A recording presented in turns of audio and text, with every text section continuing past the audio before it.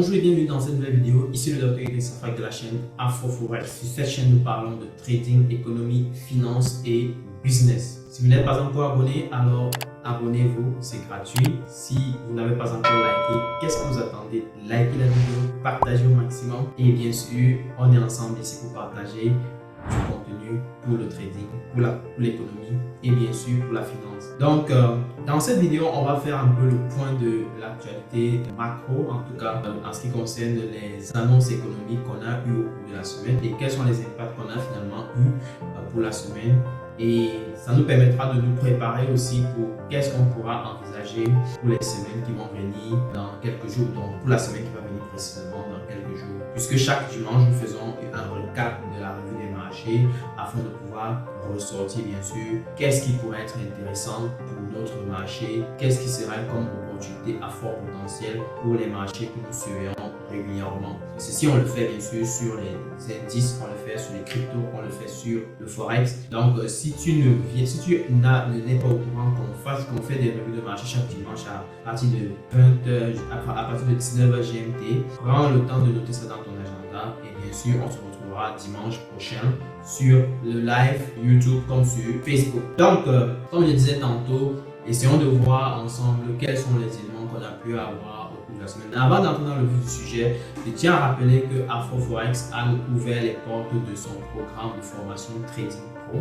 Programme qui est là pour pouvoir te donner pas mal d'éléments, n'est-ce pas, qui te permettront de pouvoir bien sûr faire le trading et pouvoir maîtriser les stratégies de fond en comble. Stratégie de fond en comble, pourquoi? Parce que le trading, il faut comprendre une chose, c'est une activité qui est très dynamique, c'est une activité qui est très changeante et donc tu dois être capable de t'adapter par rapport aux nouvelles situations qui arrivent. Et qui dit nouvelle situation dit par exemple des contextes variés tels qu'on est dans un contexte de tendance ou dans un contexte de range ou bien d'autres contextes encore qui peuvent arriver avec des annonces économiques qui peuvent venir alimenter. Donc, nous avons plusieurs stratégies que nous partageons pour ce programme-là. Des stratégies, que ce soit sur les cryptos, que ce soit sur le forex, que ce soit sur les indices, que ce soit à court terme ou à long terme. Donc, on a pas mal de stratégies qui te permettent d'avoir ici un ensemble d'outils et qui te permettront de pouvoir réagir sur les marchés de la manière la plus adéquate possible en fonction de tes interventions, en fonction du contexte du marché et en fonction de tes objectifs, en fonction de tes préférences. Donc, ça, c'est très important. Une autre chose que je mets en place, c'est un accompagnement. Donc, tous ceux qui vont suivre ce programme sont accompagnés par moi. Je les suis de près. Ils ont mon numéro, ils peuvent me contacter. Je discute, je vois leur évolution, je vois leur avancement, je vois leurs difficultés. On essaie de corriger et donc, du coup, ça leur permet de pouvoir progresser. Ça, c'est très important pour pouvoir voir qu'il y a des choses qui se font et qui sont en train de pousser pour essayer de s'améliorer. Ça, c'est très important. Une autre chose, bien sûr, que je mets encore dans ce programme, c'est un programme potentiel pour l'investissement. Parce que ça, c'est un travail qu'on m'a demandé depuis avec les étudiants. Donc, je suis en train de mettre ça pour la promotion de septembre, puisque la formation va démarrer en septembre et va durer 4 à 5 mois en moyenne. Donc, préparez-vous, ça va être quelque chose d'intense. Ça va demander beaucoup d'engagement, beaucoup de travail, mais aussi, je ne vais pas oublier la pépite de la pépite qui est très importante, c'est que vous allez devoir bien sûr suivre la formation, vous allez avoir des stratégies assez efficaces. Je vais mettre également des stratégies très efficaces ici qui vont vous permettre d'aller décrocher des gros capitaux, vous allez vous passer des tests d'évaluation auprès des entreprises qui offrent des capitaux et donc accéder à un capital important. Oui, je peux vous le dire, ça c'est important. Donc, du coup, vous avez ici la possibilité de pouvoir désormais avoir accès à des capitaux puissants. Vous n'avez plus besoin de trader 100$, vous n'avez plus besoin de trader 50$, vous n'avez plus besoin, ne faites plus ça. C'est interdit, carrément, c'est interdit. Vous êtes en train de vous trouer le pied avec des balles. Donc, arrêtez de faire ça. Il y a une bonne démarche qu'on a mise en place chez Afro-Forex qui vous permettra de pouvoir suivre la formation et de pouvoir vous préparer à passer les évaluations auprès des entreprises qui vous offrent le capital. Vous n'avez pas à rembourser un crédit, vous faites une perte, vous n'avez pas à rembourser quoi que ce soit. Non, il y a juste une limite qui est fixée. Vous payez votre inscription pour pouvoir faire l'évaluation et puis let's go. Mais je vous prépare, je vous montre comment est-ce que vous devez vous préparer. Je mets en place des stratégies que vous allez déployer sur les marchés et donc qui vont vous permettre de pouvoir décrocher, n'est-ce pas, un super capital. Ça, c'est très important. Et donc, vous sortez de là avec un capital de 50 000, vous allez pouvoir vivre de ça décemment.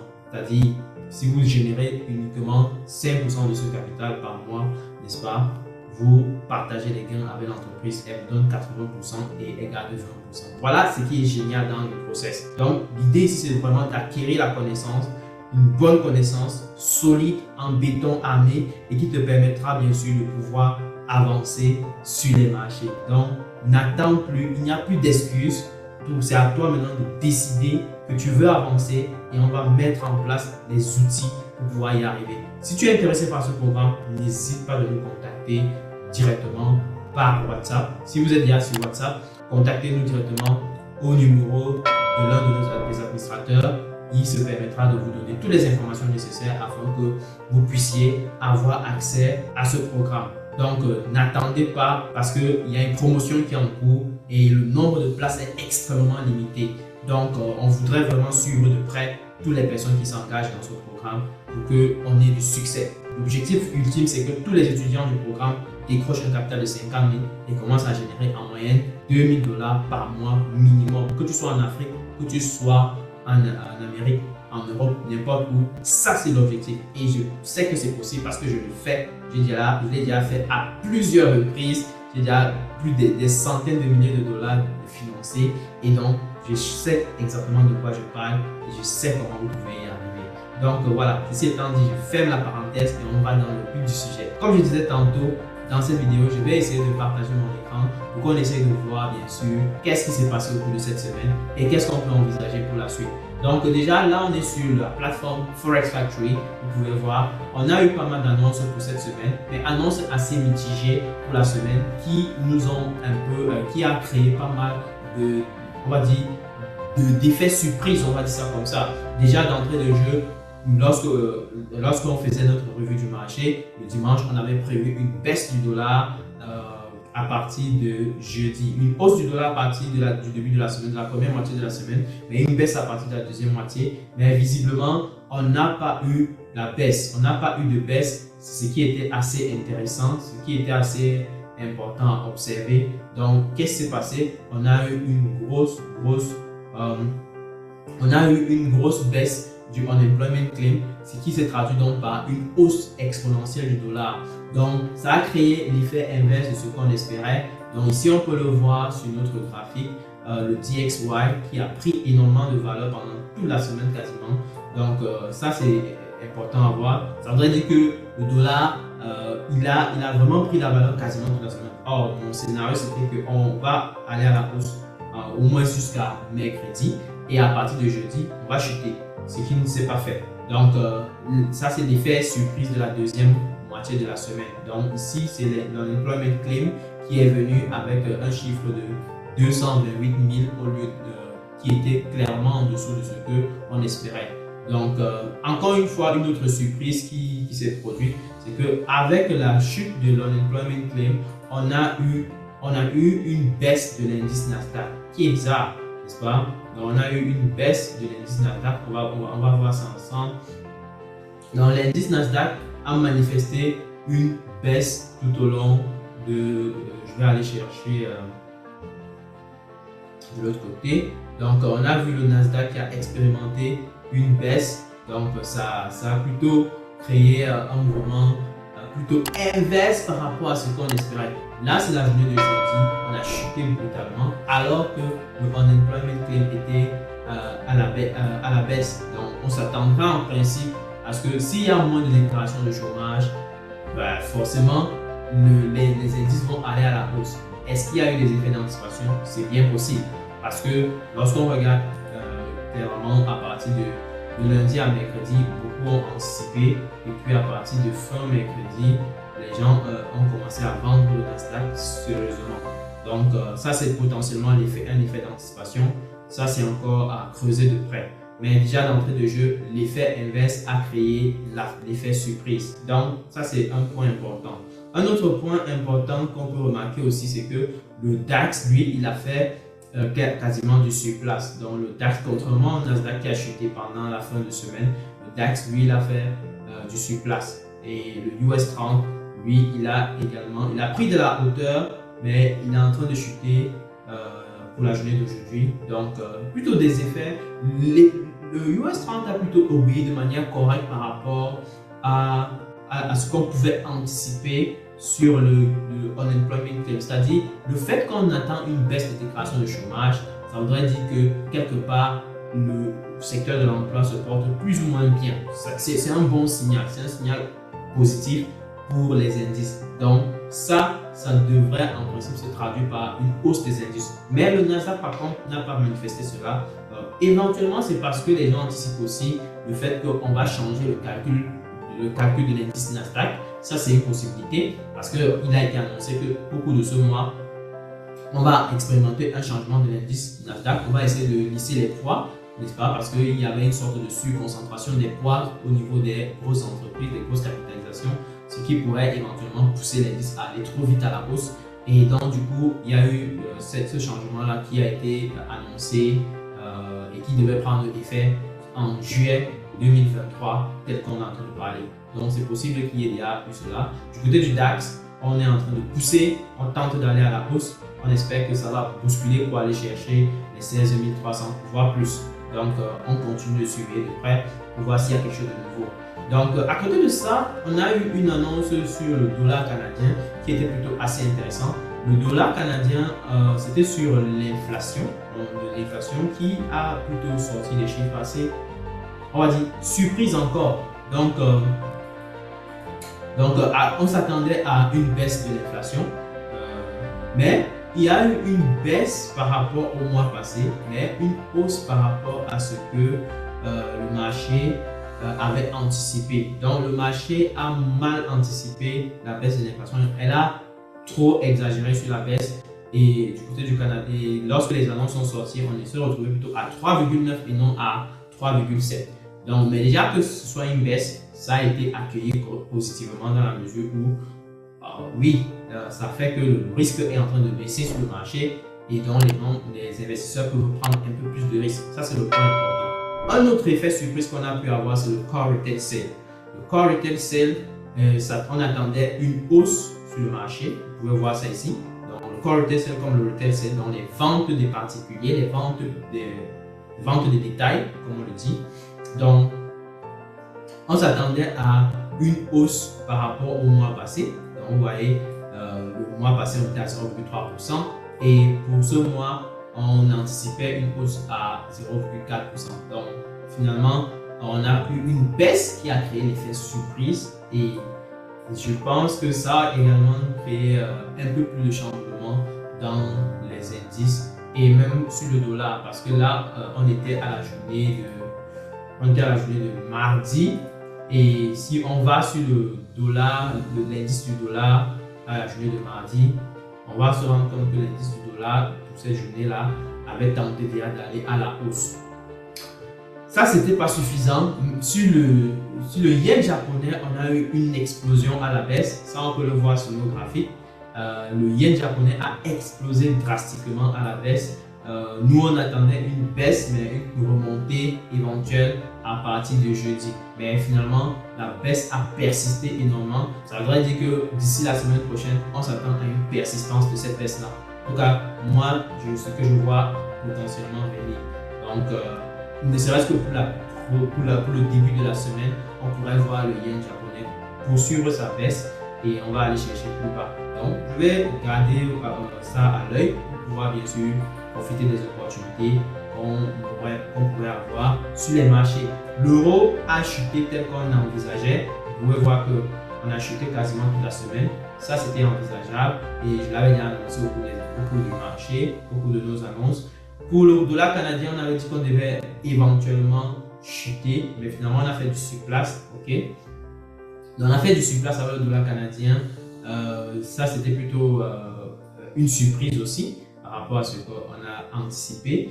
Alors, pour ce qui est du pound britannique, on avait anticipé une chute et finalement, on a véritablement eu la chute plutôt intéressante. Donc, félicitations à ceux qui ont bien anticipé cela.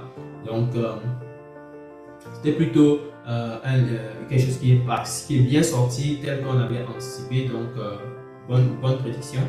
Maintenant, lorsqu'on repart maintenant sur les paires de devises, on va se rendre compte que du côté de l'euro USD ou du GBP USD, on a expérimenté une grosse belle chute, très grosse et trop belle chute.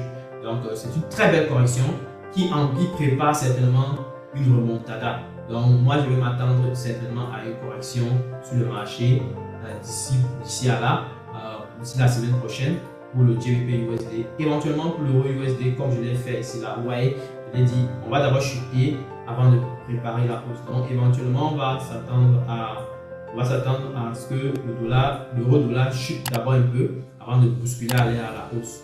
Pour ce qui est du GBP JPY, on a eu une explosion à la hausse, ça c'est tout à fait normal, c'est corrélé au fait que le yen japonais a explosé à la baisse et tout chose égale par ailleurs, si le JPY baisse drastiquement, on s'attend clairement à une hausse du GBP JPY. Et de la même façon, on a eu une explosion à la hausse du USD JPY. Effet surprise encore par rapport à ce qu'on anticipait, on anticipait un retournement à la baisse, mais finalement, le yen japonais avait beaucoup plus d'intention de chuter. Donc, ça a plutôt créé un effet inverse. Bon, moi, je n'ai pas pris finalement la baisse, j'ai plutôt pris la hausse, mais sur le cas JPY, plutôt positif, excellent. Donc, à côté de ça, on a NZD USD qui a manifesté une grosse chute et qui a plutôt continué sa chute comparé à ce qu'on avait anticipé. On avait anticipé qu'on pouvait avoir un retournement à partir de jeudi, mais finalement, le retournement n'a pas pris effet pendant longtemps. Il a vraiment chuté. Okay? Pareil pour le AUD USD. Et donc, le GBP NZD a plutôt fait beaucoup d'allers-retours. On peut voir ça sur notre graphique. On a fait d'abord une très belle montée pour aller chercher ce niveau qui a été testé à plusieurs reprises. Donc, on a rechuté totalement pendant 2 jours.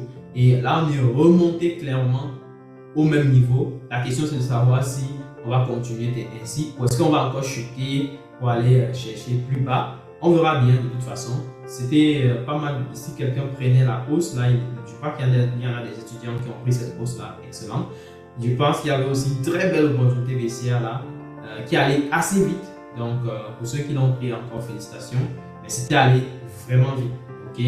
Donc, pour ce qui est du GBP AUD, on peut bien voir que on a chuté d'abord. Mais on a chuté mais violemment, mais nous on attendait plutôt que la chute stoppe ici. Vous voyez qu'il y a eu un marteau ici et qui a essayé de résister, mais finalement brisure violente et puis on est parti encore plus bas. Alors, pour ce qui est du USD/CHF, on n'a pas eu l'effet escompté, on a eu plutôt une stagnation qui s'est terminée par une remontée rapide. Alors que du côté du GBP/CHF, on s'attendait à un peu de surplace qui sera suivi par une chute. Donc voilà finalement ce que ça a donné. On a fait légèrement un petit surplace, on n'a pas duré longtemps et puis finalement ça a chuté tel que prévu. Alors pour le EUR/CAD, on est en train de faire une belle correction pour éventuellement préparer une remontada. Moi, quand je vois par exemple ce marteau, je vois ce deuxième marteau, ça veut dire que la pression haussière est en train de revenir. Donc on va suivre de près pour voir si on pourra avoir une très belle remontée de l'EUR/CAD. Donc, suivons de près en tout cas les signaux là, ça pourra nous aider à pouvoir éventuellement prendre des décisions de la manière la plus adéquate possible. Okay? On voit que l'or a fait une belle correction après une bonne période de remontée, belle remontée d'ailleurs. Là, on a corrigé pour aller chercher les 164, 1964. Et est-ce qu'on va remonter pour aller chercher les niveaux plus hauts? Je pense que oui, c'est très possible que l'or reprenne le flambeau à partir de lundi, n'est-ce pas, dès ici, et pour aller chercher des niveaux beaucoup plus hauts, c'est-à-dire les niveaux 1980 voire 2000. Donc, suivons de près ce niveau-là. Je pense que là, on est véritablement dans une zone de correction. Si on va noter le temps H1, n'est-ce pas, on va bien voir qu'on est sur une très belle correction. Donc, vous voyez, on a frappé en rebond sur la moyenne mobile de 200. Donc, ça, pour moi, c'est excellent. Donc, ça donne un signal fort. Donc, du coup, je vais suivre de près, en tout cas, pour voir qu'est-ce que ça peut donner d'ici à là. Donc, voilà un peu pour résumer un peu l'ensemble des éléments qui ont meublé un peu la semaine. On a eu pas mal de choses, on a eu pas mal d'effets surprises, comme on peut dire. On a eu aussi pas mal d'opportunités, mais il fallait être assez prudent, assez délicat dans la gestion des risques parce que ça allait dans tous les sens. Il fallait vraiment être très modéré. Donc, j'espère que la vidéo vous a plu. Encore une fois, si ça vous a plu, likez la vidéo, partagez au maximum. Dites-moi en commentaire ce que vous en pensez. Si vous avez des questions, n'hésitez pas. Et pour ceux qui sont intéressés par la formation, n'hésitez surtout pas de nous contacter rapidement. Contactez l'un des administrateurs si vous êtes dans les groupes WhatsApp. Il va prendre le plaisir de vous donner toutes les informations nécessaires et il va bien sûr vous donner les modalités possibles pour que vous puissiez accéder à cette formation. Donc voilà, ceci étant dit, je vais m'arrêter là et je vais vous souhaiter une très belle semaine, n'est-ce pas? Une très belle fin de semaine. Et on se retrouve au live dimanche, n'est-ce pas? Où on va parler bien sûr de la revue des marchés et on va encore préparer notre semaine de trading comme il est de coutume. Portez-vous bien encore une fois, on se dit à très bientôt. Ciao!